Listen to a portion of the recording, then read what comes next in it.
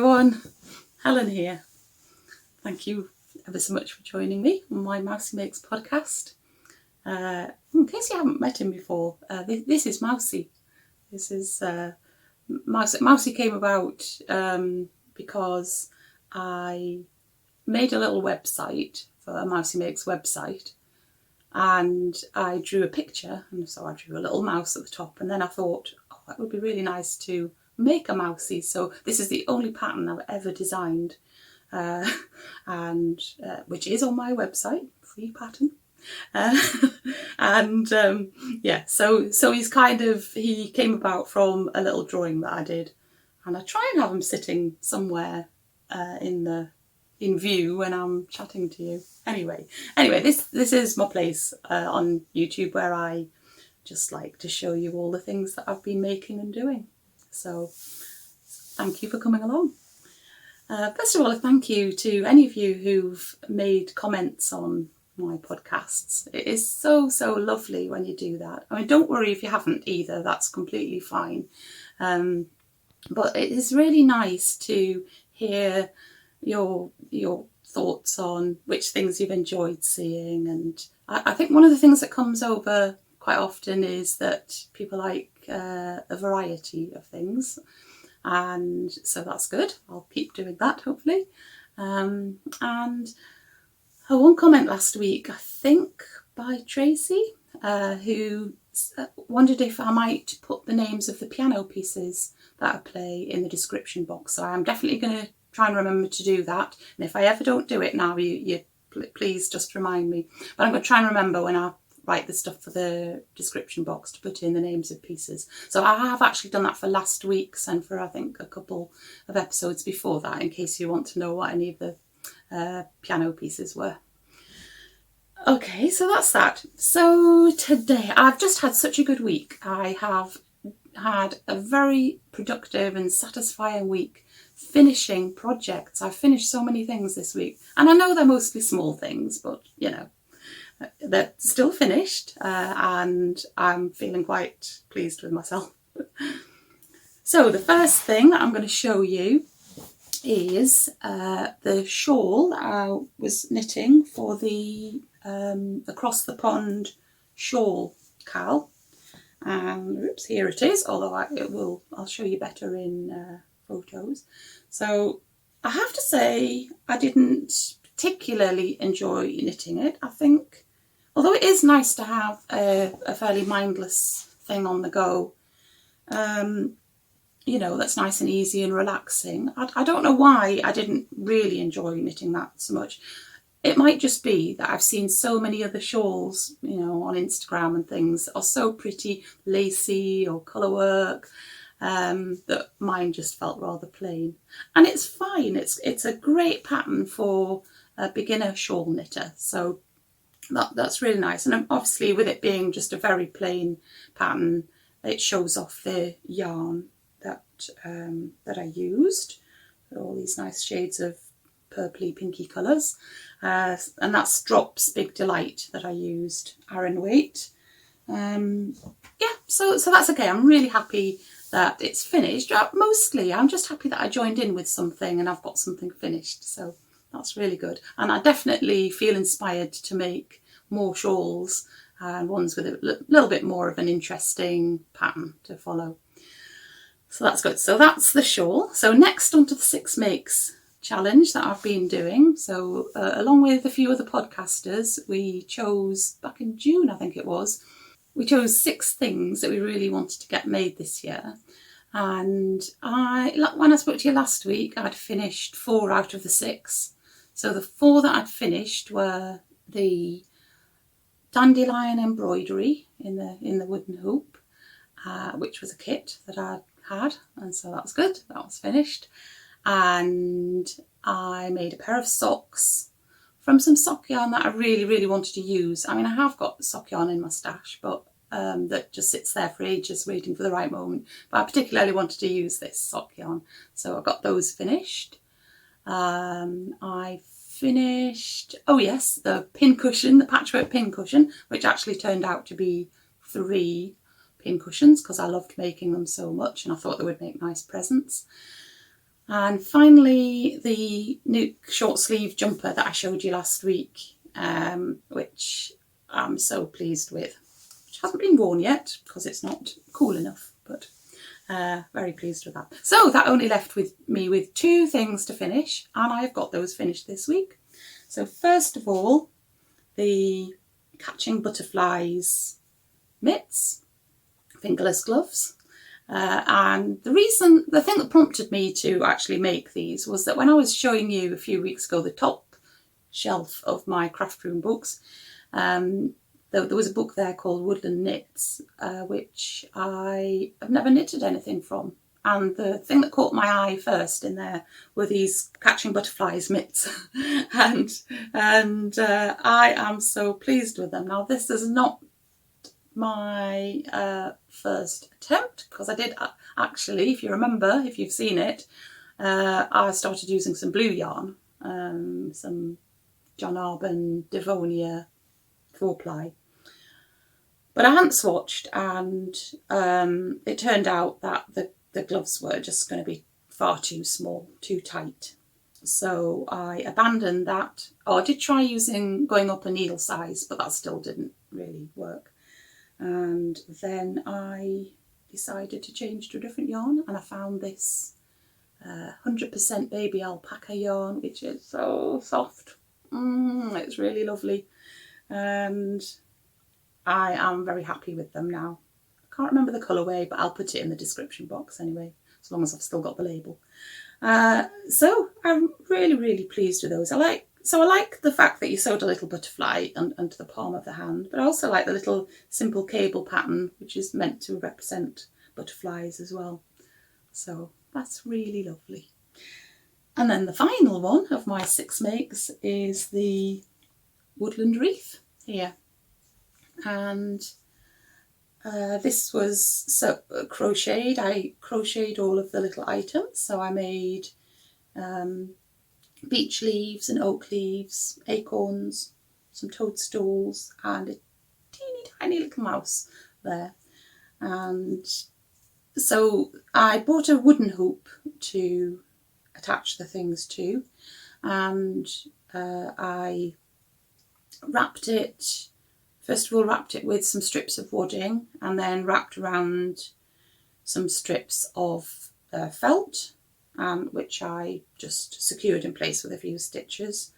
Added a bit of ribbon at the top for a hanging loop, and then just had a go at arranging the things that I'd made to get a rough idea of the layout.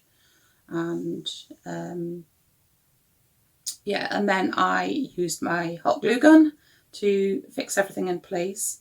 And then when I took a look at it, I decided I needed to make 1 or 2 more things, because there were a few gaps that I didn't like.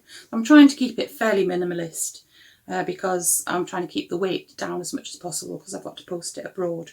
But yeah, I think I've got it right now. That's just about right. So this will be going to a friend who I was having a video chat with her recently, and she was dropping some heavy hints by pointing up at her wall in the room that she was in at the spring blossom wreath that I made for her, and the mistletoe wreath that I made for her, and saying, oh, and I love autumn, you know.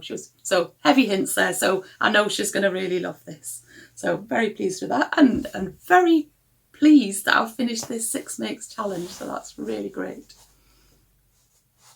So next to a couple of things which I hadn't even started when I chatted to you last week. They're only little things, mind, but thought I'd show you those.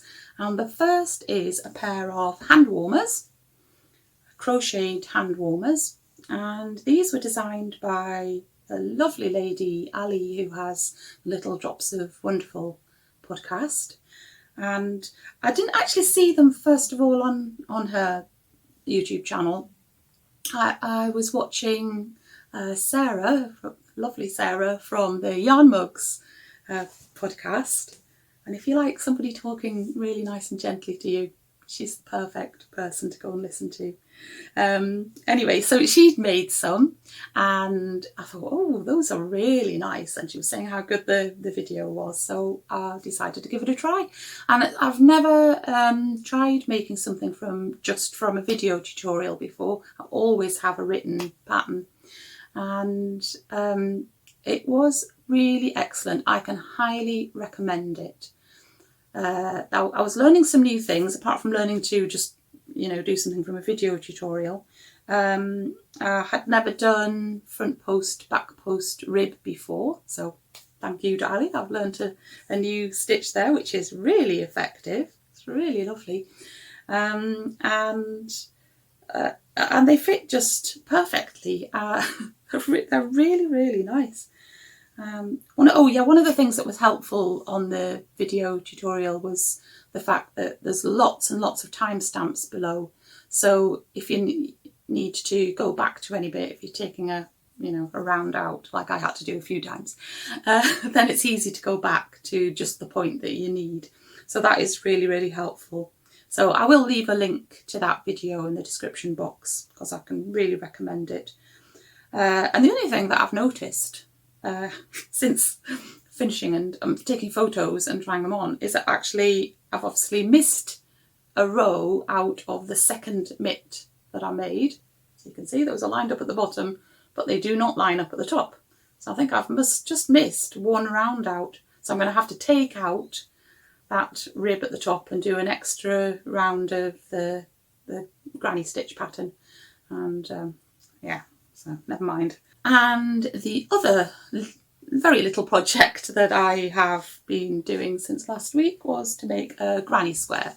And that's because on Instagram there is Granny Square Day on the 15th of August. So I thought I would join in with that. And I chose a pattern that goes with the general theme of my brain at the moment, which is the woodland. So I made a little Toadstool granny square, and this is a really excellent pattern by a lady with a lovely name called Pony McTate. Isn't that nice? Anyway, it was a really, really well written pattern because actually it was quite tricky. You had to use 3 different colours just in the first round, so into the magic ring in the middle. So that was quite tricky, but she talks you through it really nicely. And again, I'll leave a link to the pattern. I did pay for the pattern. But I'm rather pleased with that. So I'll probably not make more of this one, and I'll probably just use that as a mat for something or other. Anyway, it's very nice. That is there. Which brings me finally to the Enchanted Forest make along. I am still posting photos of the characters and the story that has that I've created around them on Instagram every couple of days or so, and interspersed a bit with some of my little illustrations I've been drawing. And yeah, so I do definitely know how the story ends, and all of the characters and props have now been made.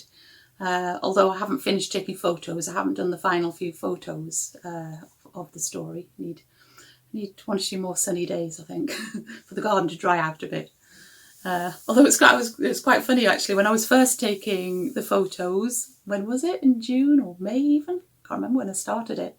There were lots of forget-me-nots growing around the place where I've been taking photos of the Toadstool house and the fairy ring. Now they're not there anymore, so it's continuity. There's not going to be such a thing as continuity, but never mind. Yes. So this it's all been thought out in my head now. But just for those of you who perhaps haven't been able to follow me on Instagram, I'll give you a quick update, a very quick update of where we are in the story. And when the last time that I chatted about it on my podcast, we were at the point where Badman had read the note that was delivered to him saying that there was another tiny mouse in the fairy ring, and he'd taken the bait and he was on his way there. And meanwhile, the gnomes had gone on ahead and hidden, although not very well, by the fairy ring. Well, when the Badman arrived at the fairy ring to look for the second mouse, the gnomes jump out and push Badman into the ring, and to everyone's astonishment, he turns into the fairy princess, who introduces herself as Belissa. And in the meantime, Martha the Moth and Fairy Mouse have discovered the teeny tiny mouse safe and sound, hidden away in a basket in Badman's lair, and they are now heading for the final chapter of the story, which will take place at the fairy ring. So yeah, so that's it. So as I think I mentioned before, I definitely need to put all these photos together into a proper story. So maybe a storybook that'll just, make one of those places where you can have a photo book made. And I think I'll also make a kind of a separate podcast. Well, no, not really a podcast, just a video of all of the photos of the story, or maybe the illustrations as well. So I would love to do animation and make things move and things, but I know that takes absolutely hours of time. I just haven't got time to learn how to do that at the moment. So it's going to be lots of still photos. But what I've done is written words for the story, and I decided I really, really wanted to do a rhyming story. I'm a great fan of the children's author Julia Donaldson, and although I cannot live up to her standards, I like that kind of feel of her stories, and the fact that they're all in rhyme, very cleverly rhyming they are. So I have tried to do the same sort of thing. And I'm really excited about reading that to you. I've got them, it's all finished now here. So shall I read you just the start of it, just to give you a little taster? Early one morning, a small golden glow, an enchanted forest began to grow. And before very long, in the moonbeams pale, there began to grow an enchanting tale. It began with a neat little toadstool house, and 3 small gnomes and a fairy mouse. First there was Ragnar, and soon Oswald came, then sweet fairy mouse and Magnus the gnome. So that's the start, but I have them up there. So I'm going to be recording that, so I'll let you know anyway when that's ready to go. It won't be ready for a little while, because as I say, I haven't even finished taking all the photos. But there we go. But I had such a lovely time sitting writing. I spent almost a whole day writing it, so it did take me quite a few hours, but anyway. And I know you might think that I'm spending 100% of my time just making things and writing and drawing pictures and things. I do actually find time for a bit of housework and cooking meals, and even a bit of piano teaching as well. So I do get other things done, but my days are definitely pretty well filled, and mostly with creative stuff. Yeah. And I have actually treated myself to something this week. I just couldn't resist. It's terrible, the temptation of Instagram when you see these lovely things. But yeah, I couldn't resist on this occasion. And I have bought some yarn. Just one skein of yarn from Mr. and Mrs. Rabbit Yarns, and it was just calling out to me. You know how yarn sometimes calls out to you? And it was really because of its name. It's called Fairy Ring. I mean, it was a no-brainer, wasn't it? I just had to have it. So it's very, very beautiful muted colours, and I haven't decided what to make with it. I could knit socks with it. But I think I might make a cowl with it actually. I like to see it up here rather than have it on my feet. I don't know. I'll let you know. Anyway, I'm really pleased with it. And I actually also ordered a gorgeous little tin. I always need tins, tiny tins for little bits and bobs. So I'm really happy with that. And I bought a little pin as well, which came in a beautiful handmade envelope. And it's just a pin of Mr. and Mrs. Rabbit Yarns, and that will go on my little pin banner when I get round to making it. think I'll have to do another 6 makes challenge actually. I really liked having the 6 makes challenge as a sort of a focus for, you know, working kind of in rotation around all of these different projects, and I think that's worked really well for me. So yeah, I might do that in future, something like that. So I'm going to stop rabbiting on now and just give you a little bit of calm piano music at the end. And I haven't actually been anywhere this week, which you won't be surprised to know. I've been doing so many things here. But I have taken a few videos when it's been raining, and I don't know, do you like watching the rain? I love watching videos of rain. I don't know why it is, really. Anyway, one of the things I like about the rain, when the rain is falling, or if it's just fallen, that everything just becomes such a vivid green, isn't it? It's really lovely. I don't know, maybe there's something mesmerising about it and quite relaxing. So I'm going to show you some rain, which includes, you will see at one point, me sitting out in the rain under the shelter that we've got up in the garden at the moment.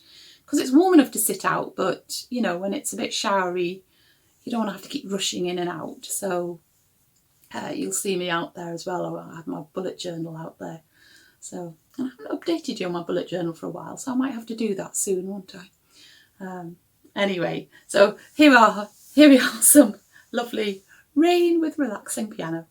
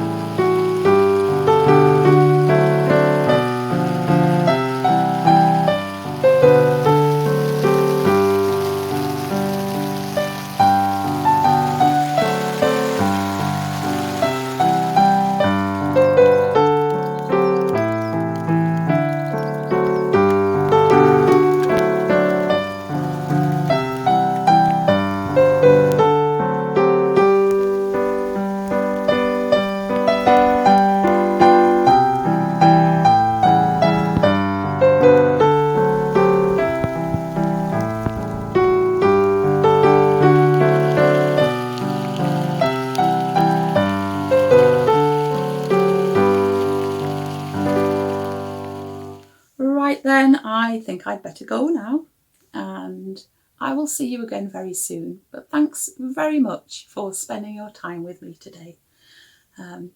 Take care of yourself and keep busy. Okay then, bye.